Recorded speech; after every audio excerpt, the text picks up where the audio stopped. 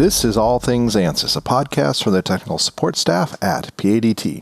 Episode 92, we sit down with 6 members of PADT support team to review Ansys 2021 R1 and talk about what is coming in pending releases.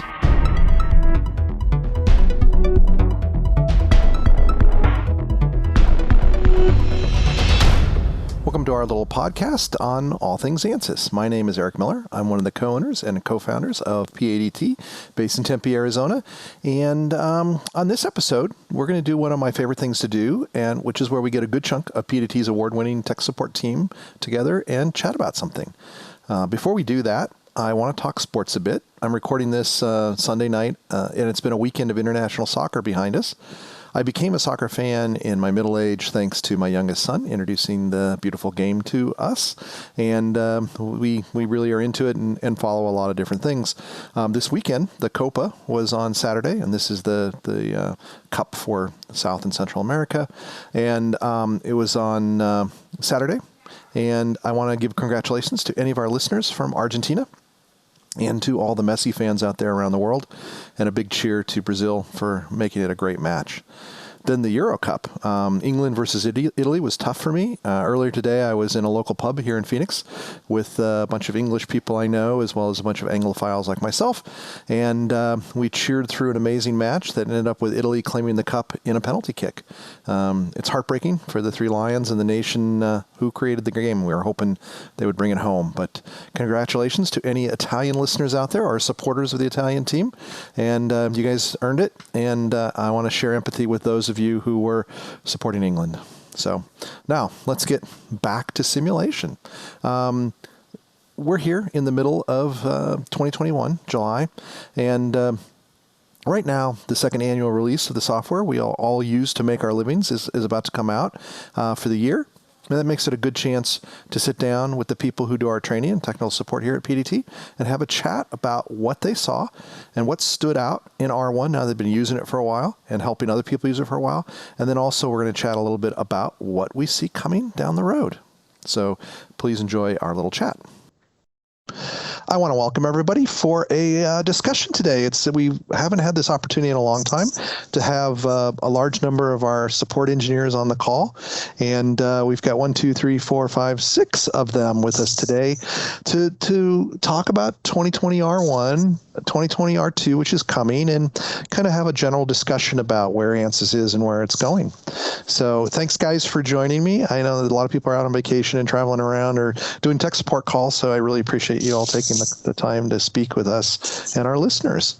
Let's get started with just a little bit of introduction. If you could, I'll call you, and if each of you can tell us your name, what you do at PADT, and why don't you share something interesting that you think our listeners might want to know about you, and we'll go ahead and start with Tom. Okay, my name is Tom Chadwick. I've been working for PADT for a little over 7 years now, doing technical support for the CFD tools. I've been using CFD now since I started engineering back in 1987, doing all kinds of things. I think probably the most interesting one I ever worked on was the National Aerospace Plane program, which was a hypersonics program, an attempt to build a plane that would go take off from a runway and be able to go all the way to orbit. Cool. And which is coming back? Yes. Yeah. Okay, Alec. Hey, hello. Yeah, this is Alexander. So I'm application engineering for EBU, our electronic business unit, and I'm responsible for pre-sale and support for our electronic solutions, which is HFSS, SI Wave, G3D, and many other tools and features. Anything about me interesting, I would consider that back when I was fresh out of my bachelor degree, I was actually working on the something more related to materials and RF filters. So I was working on hexaferrite application, for the RF filters. So which is something no one usually knows what it is, but it could be big at some point in the future, although it was pretty big back in the day when technology was not there. So everything will like hypersonic, other technology will catch up and make it feasible. Yeah. Yeah. Yes. Joe Woodward. Hey, this is Joe. I've been at PADT for almost 20 years. I'm senior mechanical engineer and lead trainer. I handle all our training needs. I started my career at Boeing working on the space shuttle engines. And something interesting about me, I do jujitsu. Oh, that's cool. Great. Ted. Yeah, this is Ted Harris. I'm the director of our simulation support group here at PADT. Been with PADT for over 20 years and had another job before that, going back quite a few years. I guess an interesting thing, when I first started using Ansys, which was day 2 of my first job right out of college, we were building 3D models, but building them in 2D and then extruding. So first mesh was created on a Mylar with a grease pencil, and then went to a digitizing light table to create the nodes from the grease drawing, so to speak. So come a long way. It has come a very long way. I remember those days. Mr. Otis. Hey, I hit the unmute button this time. Yeah, so I'm Doug Otis. I think I always try to do the math, and I think it's a non-continuous 15 years at PADT.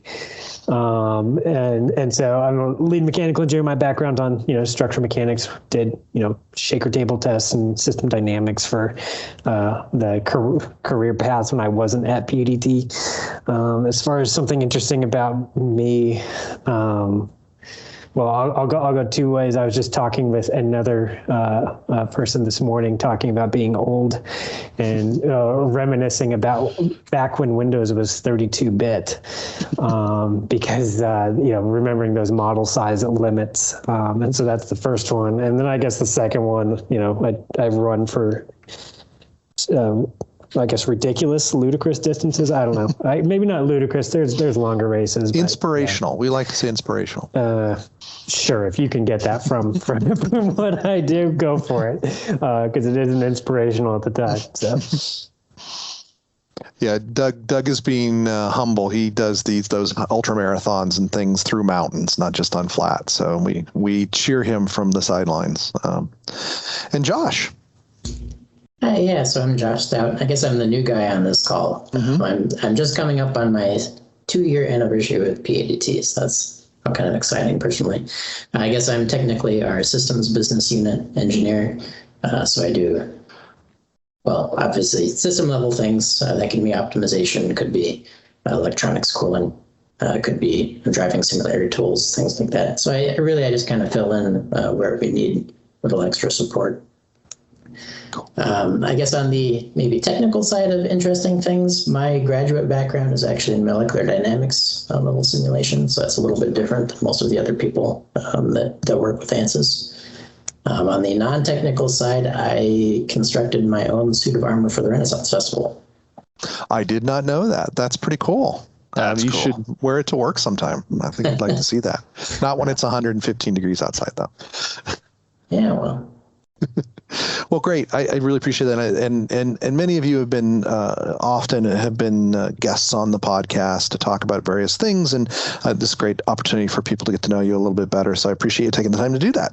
But our topic is really, to start off R1, right? We've been using it. In fact, R2 is coming out very soon.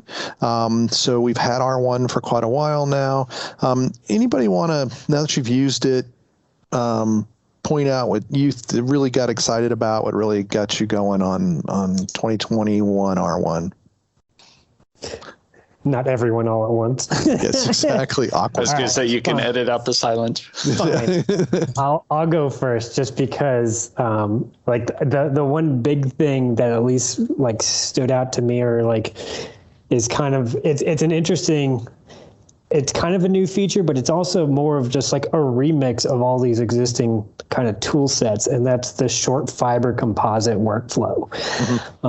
And so, I mean, that combines, material mapping from external codes to provide orientations. It does initial stresses. It uses, the material designer for all these, essentially element by element material property definitions or lookup tables. And so, none of these are like, in order to do this, it's really just building on what was kind of already there. And it's just, additional hooks and, pipes between modules. But that's, been the biggest thing that's kind of stood out to me as like the big new feature to more properly characterize short fiber composites, just because that's been something that's been, you could hand wave a lot at in the past. Yeah, we're excited about it too over on the consulting side, because we're seeing more and more customers want to replace metal with polymers with these short fibers in them, right? And coupling with a tool like MoldFlow or MoldX, and being able to then import that into Ansys and do that simulation has turned out to be pretty powerful. Yeah, I agree. Yeah, especially when you can also couple that with, the cure simulation, just because, simulating a cure process, that's a kind of a completely different like material characterization. I think, we usually say you can fake it with some thermal analogies, just, some thermal expansion and kind of hack your way into it. But being able to use that, entire tool set for the forming plus the actual material behavior, that's been the biggest thing that stood out to me. Cool. Yeah, very powerful. Anybody else got a favorite? Yeah, from the CFD side, we had talked about it, you and I, a week or so ago. They've been doing a lot of improvements to Fluent to increase the hypersonic capabilities. And back when I was doing hypersonics, we had to use kind of a custom written government code to do all the analysis. But now Fluent has caught up and is expanding their capabilities in order to be more competitive, because there's a lot of work going on at companies like SpaceX and Blue Origin and other companies for re-entry vehicles and things like that. So they've added in a lot of capabilities to improve the accuracy of the hypersonic solutions. Yeah. And after we talked about it, and when you bring it up again, it made me wonder if the Seattle Supersonics were still a team, would they be changing their name to the Seattle Hypersonics? It's a really good question. We'll never know. We'll never know. Just want to make sure I get the groan in there. You get the groan in there. Unmute for the groan. Unmute for the groan. Alexander, what about you? What's on the HFSS side of things, or whatever? There's 300 different products over there on the high frequency side. What was your favorite thing? Yeah, there's a lot of different things, and that's why I was waiting for you guys to finish with all the CMD stuff and everything, so I can take the rest of that podcast to talk about high frequency. But just to summarize, I guess the most powerful, which I have seen at work, and it seems like it's one of the best additions. So, now we have a couple new tools in like a new Hertz and the MotorCAD. So now they are ramping up, and this is more like a low frequency and RF application. Right. So then there's another one feature which I think is great, because I keep seeing the usage from our customers. I can keep seeing the reports and questions from the users. OptiSlang now is can be set up in Optimetrics. Because it used to be Optimetrics was the optimization tool for high frequency, HFSS and everything. So now OptiSlang is kind of taking that spot, because it has a little bit more capabilities in the larger model scale. So and then obviously there's a elephant in the room. It's that mesh fusion stuff. So it seems like HFSS has been trying to improve the whole meshing technology, and so now these days it's actually able to to run simple mesh, well, simple enough mesh for complicated models, everything in one model. So it used to be you have to specify which mesh you would want to use, but now not anymore. Now it's you just click a button and the magic happens there. So it's one of the biggest things, I think. And well, now one last big thing is in the SiWave, because that's my favorite tool, right? So in the SiWave, there is a DDR capabilities now coming up. It was the beta in 21.1, and I think it's in full swing in 21.2, I think. So in this case, it seems like it's getting more and more popular because that's what our competitors have, in the features. And so now we actually have a chance to actually start talking about it, and then the workflow is really easy to show instead of being able to, try to explain why our workflow is still quick. So that's pretty much the biggest considerations. And well, besides the fact that there's the grant materials available now for electronic solutions, that's a just slower pace. People don't pick up those things as quicker because they don't know too much about it. And is grant available now in all the mainstream products, or the what do they call them? Not the mainstream products, but they have a name for it. Flagship. Thank you. Flagship products. I think now with HFSS, it's everywhere, right? Yeah, HFSS, SiWave. Yeah, that's the two biggest ones. And then from there, you can expand to 3D layout and everything. Yeah. Yeah, it's a great addition. Don't forget Maxwell. Oh, Maxwell as well. For sure. Yeah, Maxwell as well. Yeah, which is really important. It's we wanted the ability to do material properties in an intelligent way for so long, and it's so great to have it across the product line with Granta now. Josh, on the system side of things, there's a lot. Poor Josh, this new guy, we stick him with all the new products. So he's more than ambidextrous, but more like a squid, right? That can use every hand. But what's your favorite things on that side of stuff? I would say a lot of it just has to do with the toolkits that they're adding into things like Twin Builder and how they couple with the other tools. So the thing that immediately jumps to mind is the linear parameter varying reduced order model building capability. And that's primarily housed in Twin Builder, as in that's where the ROM is, of course, being generated, and that's where you typically use it. But as far as how you actually produce data that can be used by that, they've added a really nice toolkit to Electronics Desktop IcePack. So it'll help you set up a simulation with a parameter for the flow condition of your inlet, as well as parameters for the heat inputs of your board components or power sources, things like that. So that used to be a very manual process, and you'd have to kind of process it yourself and organize things the way that the toolkit expects.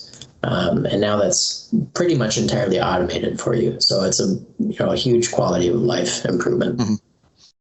Well, and IcePack, which actually a user interface before it went into Mechanical Desktop that predated me. So it was actually being developed at the same time that I was an undergrad in college. So yeah, it was good to see that move over to the desktop. It's a big improvement. Ted or Joe, do you guys have anything to add? Well, there's a lot of nice enhancements in mechanical. One is that you can now specify the licensing you want to use within the mechanical window rather than having to go through the older way of specifying license options. But on a related note, we're seeing the beginning of the end of the Ansys licensing interconnect. Right. So 2020 R1 is the first version that doesn't use the Ansys licensing interconnect, uses FlexLM, whereas in the past, starting in 2009, I think with version 12.0, it was FlexLM plus this other piece called the Ansys licensing interconnect. So the licensing interconnect is still there. It still gets installed, but that is really just to work with older versions of Ansys. Okay. So yeah, we'll have to come back and visit that further along so people understand it, because I know that's a lot of our tech support calls are around licensing. So be a good topic. Yeah, right. So we're kind of in a transition period right now, in that, there's some bright stuff on the horizon. Ansys is working on it. Not all of the pieces are quite in place yet. For example, specifying which license you want to use now, you have to go different places for different tools. So I think people just have to be a little patient and check the documentation for how you do things. I know one example is, if you're using Design Modeler, which is the older geometry tool, there's a different way now to specify if you want to use Design Modeler or Blade Modeler, which is turbo machinery specific. Right. So that's kind of an esoteric thing, but it is a change in how that specification is made at 2020 R1. Yeah, and if you have licensing issues, don't beat your head against the wall. Contact your support provider. Hopefully that's PADT, but if not, contact them and let them help you out, because we are in those awkward teenage years, so we need to support each other through this transition. Yeah, cool. Joe, anything to add? Yeah. Yeah, for me, I've always been the meshing guy. The ability in 2021 R1, they now have the ability to freeze the mesh on particular bodies. Right. So that once you get the mesh the way you want it on that body, you can freeze it and not worry about accidentally changing a control or something and having to remesh it. But also, I believe if the geometry changes slightly on that particular body, that it still uses the mesh that's already there. So that as you're doing these design studies, you can, if you're just changing parameters on one part, it's not they've had the smart update for quite a while that it doesn't update the geometry unless that particular part changes. Right. But if something happens in the parts that you don't want changed slightly or something, then it's going to use that original mesh and not have to rebuild that mesh each time. Very cool. Right. Yeah, that is really cool. And I know for me, not only is it a time saver, but it just always causes me frustration when it's remeshing something it doesn't need to remesh, right? So I like that. Yeah. Yeah. Being able to freeze it is nice. Right. That and the smart crack growth, the new enhancements that they put in, you can use with contacts now. Okay. Yeah, things that if there's a contact in the general region, as long as the crack is not going through the contact path, then it can redo. And the overall being able to remesh, like the nonlinear adaptive regions, being able to remesh with different loads and things on it, and contact regions and things that in the past you couldn't have in the same area. So that once they remesh, they're remapping the loads onto the new mesh and things. Makes everything work much better. Very handy. Yeah, that's this all kind of across the board. Everything is just increasing the usability, increasing the application breadth and depth, and making it more accurate and everything. So it's so useful. We've come a long way. But that's R1, right? So what's got you guys excited, without giving away anything we're not supposed to give away? So this may be a short conversation about, what's coming down the pipe, maybe not necessarily in R1 or R2, but maybe this is going to be so hard for me to say 2022 R1 and 2022 R2. Anybody have any stuff they're excited about that's supposed to be happening? I'll go first. Yeah, because I muted.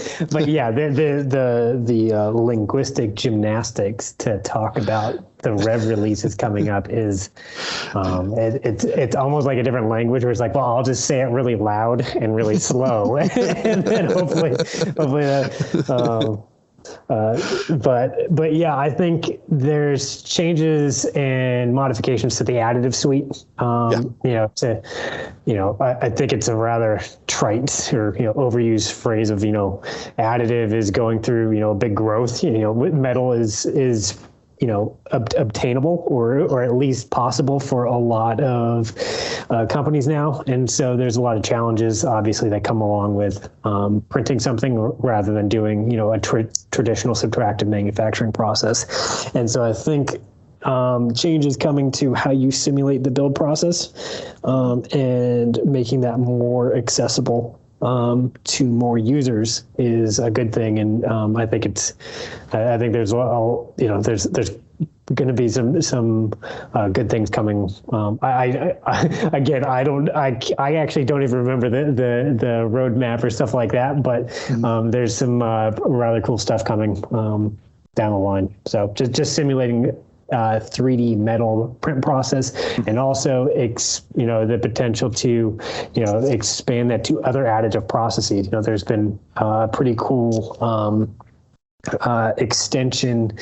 I'm blanking on the name. I think it's like 3T Labs, but using other basically taking other G code, and this is someone else wrote an extension. There's a webinar that was I forget the recording date, and so I'm not citing any sources, so that way I can't be proven wrong in a court of law. Exactly. Just be vague enough. But basically, taking the additive process and turning it into a varying material property field.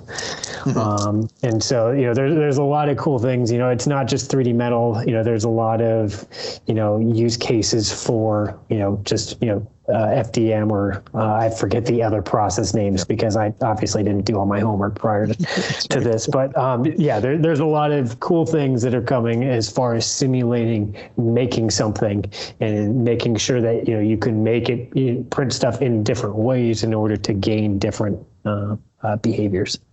That is exciting. That's good stuff. Yeah, cool. I'll piggyback on what Doug just said. Leading up to what you're going to do with additive. Ansys now has a workflow that combines topology optimization in mechanical with OptiSlang for parametric design optimization. And that's now integrated with Ansys DCS, distributed compute services. And so that gives us a lot more horsepower to come up with these optimized shapes that we want to print using additive, and Space Claim is a part of that as well. But it just occurred to me, another thing we haven't even talked about is discovery. Right. Oh yeah. Why don't you what's got you let's talk about. People may not be aware, but what used to be Discovery Live is now rolled into a new product called Discovery, which combines geometry with this live type of solving for structural and fluid flow that solves using the GPU, so it's incredibly fast. But also Discovery gives us the ability to solve with the flagship solvers, so mechanical and fluent. So if you need that higher level of accuracy, which there's a trade-off in solution time, Discovery gives us the ability to do that as well. And there's enhancements coming to Discovery down the road as well. Yeah, I think the big thing to talk about for the future of Discovery is just the refinement and the additional capabilities as time goes by. It's like every release they take out another bite of where they need to go. I mean, it's a multi-physics solver or a multi-physics simulation package from the ground up, built into Space Claim, and they're making good progress, but that doesn't happen overnight. It's a very usable tool. We love it here. Yeah. God, it's funny. Well, everybody uses it, so nobody specializes in it. So I did forget about it. That's a good point. Anybody else talk about the future? I have something. Go ahead. You talk first, Josh. Good question. All right. So I guess kind of related to the optimization stuff that was touched on before with additive manufacturing is OptiSlang as of this release is actually moving to a new license scheme. They're following along with the premium and enterprise methodology. But what's really nice about that is at the enterprise level, they're bringing in some of the functionality that was kind of left at the Dynardo licensing, and that is the statistics on structures. So that is basically Dynardo's approach to doing full three-dimensional analysis for optimization or variability or sensitivity.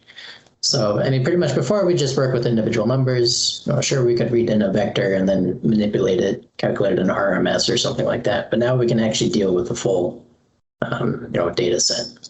So that's something that I haven't gotten to play with yet, but I'm really looking forward to diving into. It'll open up a lot of doors. Yeah, for sure. Cool. Tom. Before you go, Tom, I think what we need is like those red buzzers like they use in game shows, right? Yes. Yeah. Go ahead. Yeah. I was going to say the big thing that's been going on over the last couple of years, and they're increasing the capability at a pretty steady pace in Fluent, similar to what you were describing with Discovery, is Ansys has had this dichotomy in the CFD world where they have the CFX solver and the Fluent solver, and they each have their strengths and weaknesses. But they started a couple years ago with a pretty serious push to try and move all of the capability for turbo machinery that's been the strength of CFX and combine that into Fluent. Right. So slowly but surely they've been adding in additional features, and I'm just really looking forward to the day when we can tell customers, if you use CFX in the past, you can keep using it if you want. Right. Ansys hasn't said they're ever going to stop supporting CFX, at least for the foreseeable future. But at some point, they hope to get all the capabilities over there so that people will just naturally want to work in one solver. And having all that capability combined into one tool is going to be really powerful to be able to do all the chemistry and the combustion and all of those types of specialties that Fluent is really good at, and the conjugate heat transfer and stuff like that. And combine that with the turbo machinery and the ability to model rotating equipment is going to be really powerful. Agreed. It's going to take a while, and for anybody that had a little bit of a heart attack when Tom said that, do please pay attention to the part he said about CFX is not going away. Yeah. Even though we always say that, people still get a heart attack if they built up scripts and processes around CFX. It's gonna stay there. Don't worry. Yes. They don't get rid of those things until basically people stop using it. So, and so don't worry about that. It's like you pointed it out, but I want to reemphasize it because we always get those questions afterwards. Yeah. We did wait last for you, Alexander, to talk about HFSS and Maxwell as well. Yeah, well, we have a couple more hours for this podcast. Yeah, so I'll start. And Your don't forget SI Wave. Top things. And SI Wave. Yes. I always forget SI Wave. Your top things. Yes. Well, and that's the problem. No, everybody forgets what SI Wave. Poor SI Wave. No, so overall, I mean, that's what I would see. I mean, it's a great direction that Ansys is speaking out for, high frequency tools and low frequency tools, getting more capabilities, acquiring more tools and putting them together. Now it's, also improvements happens in the meshing technology, in the solver time technology. So overall, Ansys is doing a pretty good job about moving the product in the right direction, because, what do you want as the customer? You want to, quick, very accurate, and easy to use, right? So like that's usually people say, pick only two out of those three. So, but Ansys is trying to accomplish all three of them if it's possible. I mean, it is possible, quite honestly. It's just the matter of connecting all the pieces in the right order to make it more user-friendly in this case, because accuracy already being proven, and then the speed is also now is getting better and better about everything. Right. So overall, the only thing I can wish for, especially in SI Wave, for example, or HFSS, it's more integrated solutions with everything else. Because right now we have multiple GUIs. Technically 3D layouts is the GUI for the majority of the tools, like Maxwell 3D layout, HFSS, circuits, Q3D, and everything. But then SI Wave stand aside, which is fine. It's possible to consider this to be different solution type. But overall, I think it would be nice to see some sort of kind of workflows when we can use all of the solutions at the same time. And I think Ansys might be already thinking about the same thing simply because of the licensing. The way how they changed licensing in the past, well, in this year, in the past year, that kind of seems like the direction they want to take it, because now with enterprise, you get all the tools. And why do you need all the tools if you're designing something? Well, the only way to design something and use all the licenses is to actually use all the tools at the same time. So overall, that would be nice to have. And obviously, small features, maybe, well, in SiWave, for example, now DDR wizard is there, but maybe PCIe, wizard protocol to be able to analyze. That would be nice to have as well. You have to explain what that is to our listeners if they're not users of SiWave. Yeah, it's a special protocol basically for the interconnect communication. Okay. Yeah. So overall, it's just the small things now. It's nice to add, but overall, I do like to see that all our tools will be able to work together, because it's much easier. It's much easier to explain to a customer that, hey, you have a product, let's say it's a drone or whatever other type of thing, and you just say, look, you need to use this, and this tool together in order to make successful. And then people usually like, well, I'm not, thermal engineer. And I say, that's not a big deal. You just have to click the button and you're going to get the results, which will be enough for you to be able to judge certain things. So, and that's why, it's there, but I think I want to see a lot more smoother workflow. You brought up a really good point, and I think others hinted at a little bit, and what they are talking about is Ansys developers are really fighting on multiple fronts, right? They're adding new physics and new capabilities, like what Doug talked about with the short fibers, or some of the stuff that Tom or Josh talked about. They're also making each tool faster and more capable, and then at the same time they're integrating everything together into a comprehensive package. And when you really kind of step back and look at it, it's kind of impressive. I know it's a lot of work to just coordinate that, let alone get the code written and checked. So kudos to them for continuing to do that. Right, it takes time, but they just keep marching forward, just steady but sure. I think Additive is a great example of other companies kind of got ahead of Ansys on that. And I remember a couple customers going, Ansys is, I don't know if they're going to be able to catch up. And I just said, well, after doing this for 30 years or so, I think they're going to get there. Just give them time. And they're definitely catching up, and maybe even leapfrogging now in some of these areas. So it's pretty cool to see, and makes our job more fun, if not a little stressful, because we have to learn so much more. Yep, and that's true. I mean, that's what we should be also start talking about America as photonics physics now, because that's a new frontier. Which, well, quite frankly, it's there. We know we have solution. We're still trying to put everything together, because even customers don't really know that it's there now. That's what we need to start on the. We haven't even talked really about the software quality and simulation tools. Medina and gosh, I'm really struggling for names today.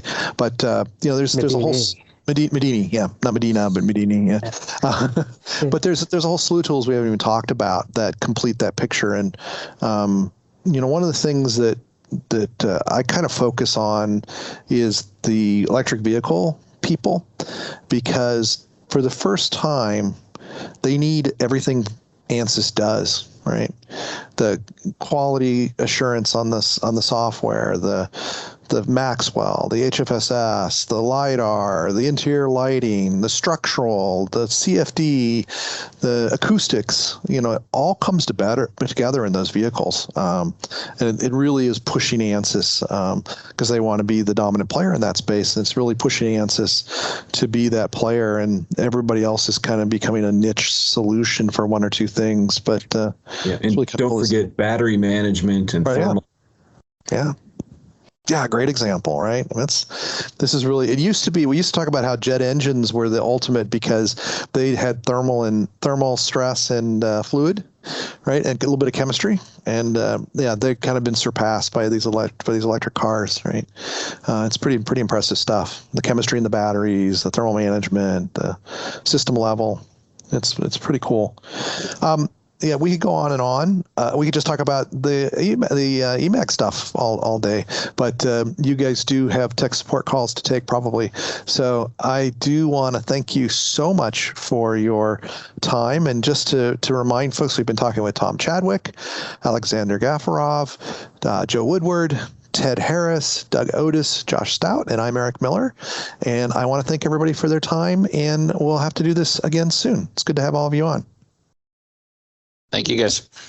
Yeah, thanks. It was fun. Bye. Yep. Next time. Thanks, everybody. Bye. Yeah. Bye, guys. Okay, good stuff. That was really good. We'll talk to you guys later. Everybody have a good weekend. All right. Thanks, Eric. You too. Bye. Bye. So when we get on a Teams call to do these old chats, we often worry about what are we going to talk about. You know, we're not quite sure where it's going to go, and you'll notice the awkward silence in the first question I asked. But once we start talking about it, we really get into it. And I had actually cut it off because we could have kept going for another half an hour. It really is a good thing to do, and I hope you guys enjoyed it as much as we do, just kind of catching up with each other and hearing what each of our areas of specialty are excited about, both what's happened recently and what's coming down the road. And for our commercial today, having that group on reminds me of our training services. These days, you have some great options for training. For most people, the Ansys Learning Hub fits the bill. But what if you or your company need something special, something unique that meets your specific needs? That's why PADT has a training group focused on providing customized training and provided by the experts you were just listening to. The value of our classes, beyond the ability to customize the content, which is why most people come to us, but once they've done a class with us, they realize that the bigger value is the interaction our students, our employees, our engineers have with your students. And that back and forth, that answering of questions, that looking at things deeper and with someone who really knows the code inside and out is where they find the real value. And that's why customers choose to do their training with PADT. So reach out to joe.woodward@padtinc.com, or as always, you can just go to info@padtinc.com, and Joe will get back to you and talk with you about the options we have available for training. We do it, soon. Hopefully we'll do it on site, as well as we've gotten really good at doing it virtually. And whatever works for you and whatever classes you need, do reach out, and we'd love to talk to you about those. On to news. In the world of Ansys stock, that's ANSS, it's mid-year, so it's a good time to check in and see how it's been doing year to date. And to be honest, it's not been the best year. I mean, it's not been a bad year, but it's not been a good year as well from a stock price standpoint. It closed at 353.75, which is pretty flat for the year. In fact, it's down 2.8% as where it started on January 1st. In contrast, the S&P 500 is up 16.3%. So with the first half of the year done, we'll see what the markets think when Ansys announces their numbers from Q1 and Q2. But I've already done Q1, but I add Q2 to that, and that should happen in about a month or so. It's interesting to see that Autodesk is on the same trajectory, whereas Altair and PTC are more following what the S&P is doing. So I really don't understand why one would look at PTC and go, oh, they're doing much better and going to grow more and going to be worth more. And they look at Ansys, which is growing and acquiring and doing amazing things, and think that it's not going to grow as much. I don't understand. So in fact, I'm going to do a shout out. If anyone listening is any of our engineers on this that listen to this podcast are stock market savvy, and you get it, and you have an opinion on why this is, and you'd like to explain it to the rest of us, shoot me an email at podcast@padtinc.com, and maybe we can set up a time for a call, and you can help explain to us why the people out there see these different stocks in different ways than those of us who use the tools might see it. Because I'll be honest, I'm a little mystified. I'm always up to learn more. In Ansys Move news, we've got two stories worth reporting. One is about a team called Polymove, which is why I said Ansys Move. So we've talked about this before, and I'm going to try and circle back and learn more about it, and maybe get somebody on to talk about it. So Ansys is sponsoring something called is a sponsor of something called the Indy Autonomous Challenge, which is basically running the Indianapolis 500 with autonomous vehicles, and they have a version of that called the Simulation Race, and they're basically running vehicles using Ansys software in a virtual environment, and they use artificial intelligence and Ansys tools in order to run around the track, and somebody won. The Polymove company won. So 17 universities, their teams from 17 different universities competed in the Ansys Indy Autonomous Challenge simulation race, and they did virtual replicas of the vehicles and the track. And it's a really important milestone to actually getting on the track, and it allowed the teams to test the performance of their race car controller in a safe environment, where they're not going to run their expensive hardware into the wall. Ansys awarded the winner, Polymove, and runner-up TUM Autonomous Motorsport, $100,000 for the first place and $50,000 for the second. So this is serious money that Ansys is handling out. And 1.3 million prizes remain in stake for this challenge. And it's currently, the actual race on the track is scheduled for October 23rd, 2021. So we'll keep watching that, and especially how Ansys is doing things and trying to get somebody to talk about that. Also, the second story I want to talk about is really cool. Something that I've always been fascinated about is fusion. And there's a press release about how Ansys enables the ITER organization, which is the large international ignition site, to design the world's largest highly sustainable nuclear fusion power plant. They used Ansys quite a bit to design that, different aspects of that system, and the article goes into that and talks about all sorts of different things, including reducing material demands and costs and performance and all that. So cool stuff. Fusion hopefully is, we're getting flying cars, so I think we're going to get fusion as well soon enough. Got no news from PADT to share. And then in the Ansys blog, there were two articles I think worth reading, or at least pointing out to you guys to read. The first is called The Next HFSS Game Changer, Fee Plus Mesher for bond wire and MCAD layout assemblies. So we've talked a little bit about this when we've talked about those products, the HFSS products in this new Fee Plus Mesher. So this is basically these very complex assemblies that have these bond wires or their mechanical CAD layout assemblies. And it really talks about how this new Mesher technology is a game changer. That's its title. And then the second one was really interesting. It's called Using Ansys for Doctoral Research in Cardiovascular Engineering. So basically using the Ansys tools to model cardiovascular systems in the human body. And it's really fascinating, something else that I'm pretty interested in. And I think everybody else, it's a great example of solving complicated multiphysics problems using Ansys technology. In our blog, the PADT blog, we just added Chapter 6 of A PADT Engineer in King Atabal's Court. If you haven't been reading that, we've got 6 chapters out there, and it tells the story of Ashley, actually, who is a fictitious engineer at PADT, who, after submitting a bad batch job syntax, ends up being transported back to ancient Phoenicia, and lots of good stuff ensues. It's silly. It may not be Hemingway, but it is fun for us to do it, and we hope you enjoy. People have been following along and enjoying the story, so we hope you enjoy Chapter 6, where she and her friends wander around ancient Egypt on their way to solving a mystery. Then Josh Stout, on a more serious note, added a really good article called Welcome to a New Era of Electronic Reliability Simulation. And we've been talking a lot about Sherlock and similar tools that Ansys has to basically increase the reliability of electronics from a mechanical reliability standpoint. And this is a really good, I really enjoyed the article, higher look at that, and kind of explains what is, is electronics reliability, right? It's something that has specific meaning and specific requirements, and he goes into that and then talks about how you can use Ansys tools to meet your needs for electronics reliability. So, if you're kind of doing things old school or not modeling your electronics, take a look at that article. And then third, Miles Atkins continues to write these really good articles for Flownex users. He's actually done 10 Flownex tips and tricks, and 2 of them came out since the last podcast.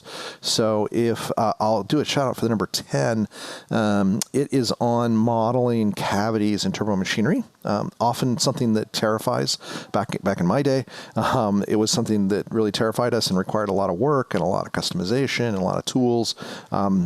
He goes through how to do that in Flownex, and it's pretty simple, and how you can define these areas and get the performance of, say, your secondary flow in your turbomachinery. So if you're interested in Flownex or are a Flownex user, do check that out.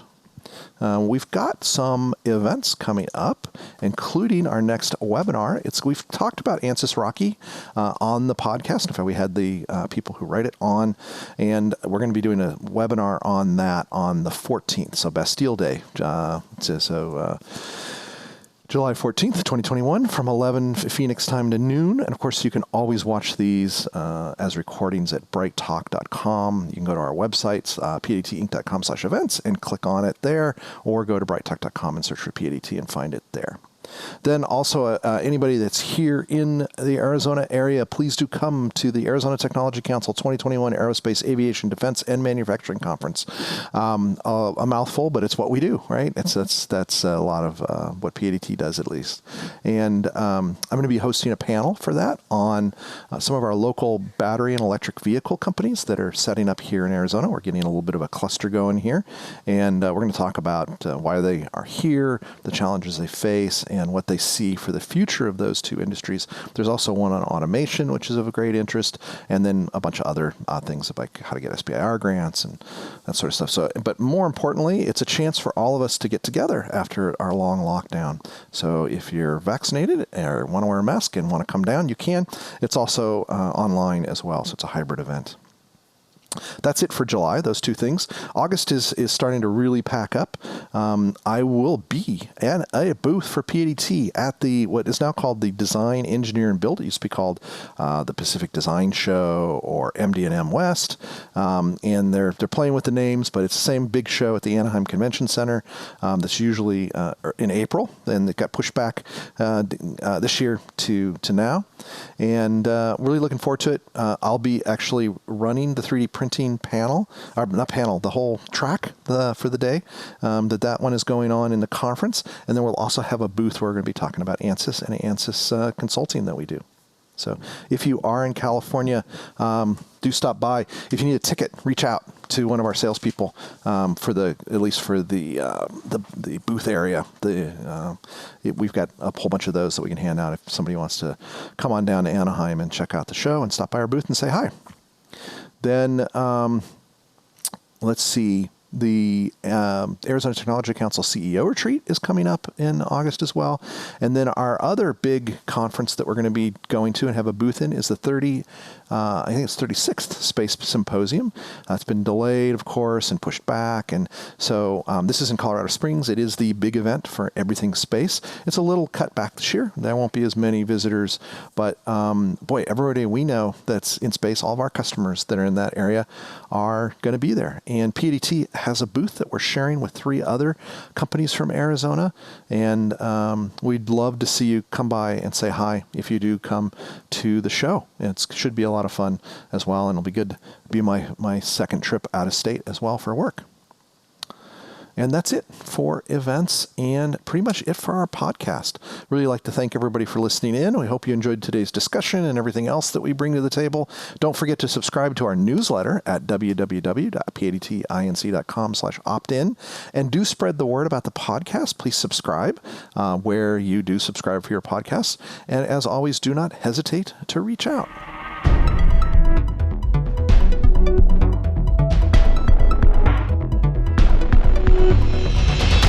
Thank you for joining us for the All Things Ansys podcast, episode 92. As a reminder, this podcast is not affiliated in any way with Ansys Inc., and the opinions expressed are those of the people on the show only and not of their current or former employers. For more information, visit www.padtinc.com/blog, and please share your thoughts and questions through an email to podcast@padtinc.com. See you next time.